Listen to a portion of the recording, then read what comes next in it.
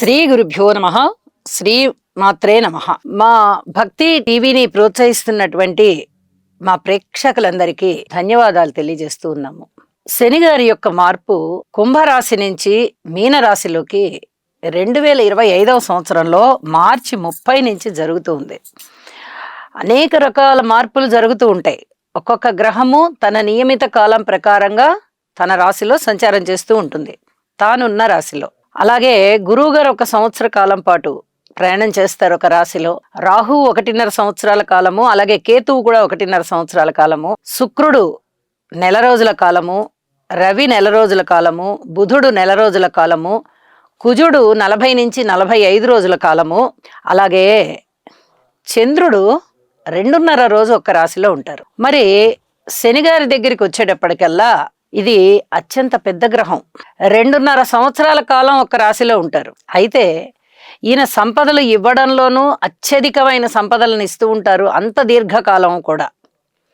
అలాగే పరీక్షలు పెట్టడంలో కూడా ఈయన తర్వాత ఎవరైనా అంత అధికమైనటువంటి పరీక్షలు పెట్టి పెట్టి పెట్టి పెట్టి కానీ వాళ్ళని వదిలిపెట్టరు. ఒక సంధించిన బాణం ఎలాగైతే ముందరికి దూసుకొని పోతుందో ఆ రేంజ్లోనే సంపదలను ఇస్తూ ఉంటారు. ఎప్పుడెప్పుడు ఇస్తారు సంపదలు అంటే, ఏలినాటి శని వెళ్ళిపోయిన తరువాత 7.5 సంవత్సర కాలము తానున్న రాశి నుంచి వ్యయస్థానంలో కానీ తన రాశిలో కానీ ద్వితీయ స్థానం అయినటువంటి తరువాత రాశి ద్వితీయ స్థానంలో కానీ సంచారం అయిపోయి తానున్న రాశి నుంచి తృతీయ స్థానానికి వెళ్ళిన దగ్గర నుంచి అమోఘమైనటువంటి ఫలితాలు ఇస్తారు, ఉచ్చున్నత స్థితిలో కూర్చోబెడతారు. అలాగే అష్టమ శని తానున్న రాశికి, అంటే తాను జన్మించినటువంటి రాశి ఏదైతే ఉందో ఆ రాశి నుంచి అష్టమ స్థానంలో శని సంచారం జరుగుతూ ఉన్నప్పుడు ఎన్ని కష్టాలు పెట్టాలో అన్ని కష్టాలు పెడతారు. అష్టమ స్థానం నుంచి నవమ స్థానంలోకి శనిగారు వెళ్ళిపోవడం ఆలస్యం, అద్భుతమైనటువంటి ఫలితాలు. అంటే వీళ్ళని తీసుకెళ్ళి అత్యున్నత స్థాయిలో కూర్చోబెడతారు. అలాగే అర్ధాష్టమం కూడా తాను జన్మించినటువంటి రాశి నుంచి 4వ స్థానంలో ఉన్నప్పుడు ఎన్ని కష్టాలు పెడతారో, ఎన్ని రకాలైనటువంటి పరీక్షలు పెడతారో, ఆ పరీక్షలన్నిటినీ నిలదొక్కుంటూ ఉన్నట్లయితే జాగ్రత్తగా, ఓర్పుగా, సహనంగా వారు రాశి దాటిపోయేంత వరకు మనము నిలదొక్కుకోగలిగినట్టయితే పంచమ స్థానంలోకి వెళ్ళిన తదుపరి అత్యద్భుతమైనటువంటి స్థితులు కల్పిస్తారు. అంటే సంపదలు ఇస్తారు, గృహాన్ని ఇస్తారు, ఆర్థిక అభివృద్ధిని ఇస్తారు. సంతానం కలిగేటటువంటి వయసు అయితే సంతానాన్ని ఇస్తారు. అలాగే వివాహ బంధాల నుంచి బాధల్లో ఉన్నవారికి ఆ బాధలు తొలగిపోయేటట్టు చేసి అన్యోన్యతనిస్తారు. ఇలా అప్పుడు ఏ పరీక్షలు ఎన్ని పెట్టారో ఇప్పుడు ఆ పరీక్షలన్నింట్లలోనూ మన ఓర్పు చూపించిన కారణంగా సత్ఫలితాలు ఇచ్చి ముందరికి తీసుకెళ్తారు. ఆ 3 రాశులు ఏవో ఇప్పుడు మనం చూద్దాం. కర్కాటక రాశి. కర్కాటక రాశికి ఇప్పటి వరకు అష్టమ స్థానంలో శనిగారి సంచారం జరుగుతూ ఉంది. అందరికీ కర్కాటక రాశి వారు అందరూ తల పట్టుకొని కూర్చుని ఉన్నారు.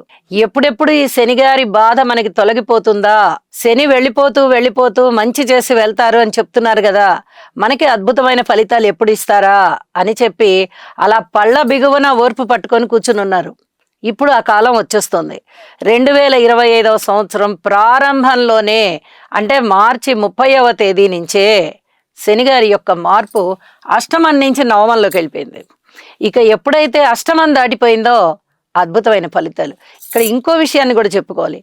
అష్టమ స్థానంలో కూడా ఎప్పుడైతే చివరికి డిగ్రీలలోకి 26, 27, 28, 29, ఇక 29 డిగ్రీ కంప్లీట్ అయిపోవడం అలా వస్తుందో ఆ గ్రహం వీక్ అయిపోతుంది అనమాట, పలుచబడిపోతుంది, వృద్ధ గ్రహం అయిపోతుంది కదా.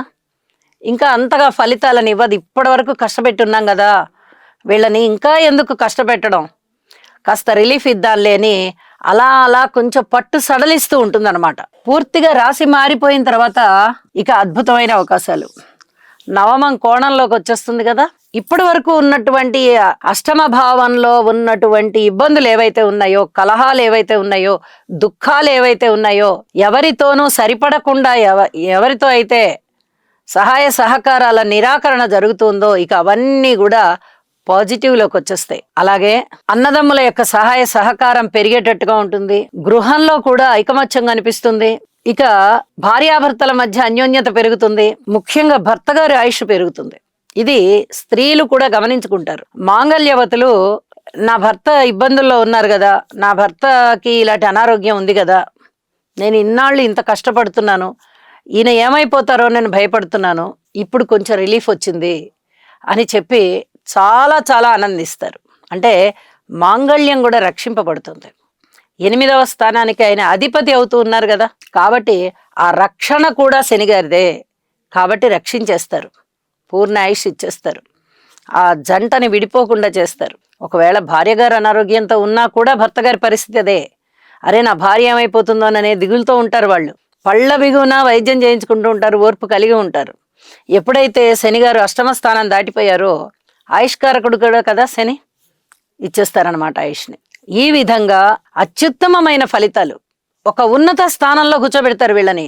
వీళ్ళ విద్య వల్ల కానీ, వీళ్ళ వృత్తి వల్ల కానీ, వీళ్ళ వ్యాపారాల వల్ల కానీ, లేదా ఇతర చేతి వృత్తుల వలన కానీ, ఆర్థిక ప్రణాళికల వలన కానీ, ఆలోచనలు మంచి సలహా సంప్రదింపులు ఇచ్చేటటువంటి విషయంలో కానీ అత్యద్భుతమైనటువంటి స్థితిలో వీళ్ళు ఉంటారు. ఉన్నత స్థానాన్ని సంపాదిస్తారు, ఉత్తమమైన పదవులను అలంకరిస్తారు, 10 మందిలో గుర్తింపు వచ్చేటట్టుగా జరుగుతుంది.